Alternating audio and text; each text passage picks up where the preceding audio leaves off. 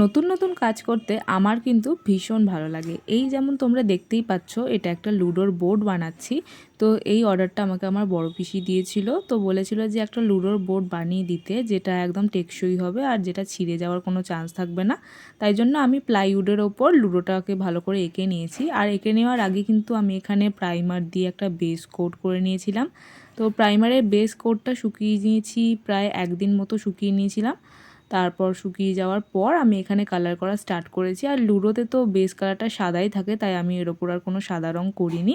একেবারে কালারগুলো দিয়েই কিন্তু কালার করা স্টার্ট করে দিয়েছি। আর কালার করা হয়ে যাওয়ার পর লাস্টে ব্ল্যাক কালার দিয়ে আউটলাইন করে দিয়েছিলাম, আর যেটা দেখতে কিন্তু ভীষণ সুন্দর লাগছিলো। আর 3D একটা এফেক্টও দিয়েছিল।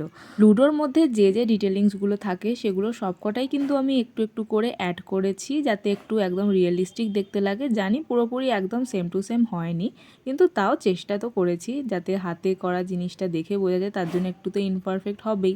তো দেখো, পুরো লুকটা তোমাদের সাথে শেয়ার করে দিলাম। আর হ্যাঁ, লাস্টে একটুখানি ভার্নিশও করে নিয়েছিলাম। আর ভার্নিশ করার পর দেখতেই পাচ্ছ কি সুন্দর একটা গ্লসি এফেক্ট এসেছে, যেটা আমার তো ভীষণ ভালো লাগছিলো। কিন্তু ভার্নিশটা অ্যাপ্লাই করার পর একটুখানি ইয়েলো একটা স্পট চলে এসেছিলো। তো এই লুডো বানানোর আইডিয়াটা তোমাদের কেমন লাগলো আমাকে অবশ্যই কমেন্ট করে জানিও। টাটা।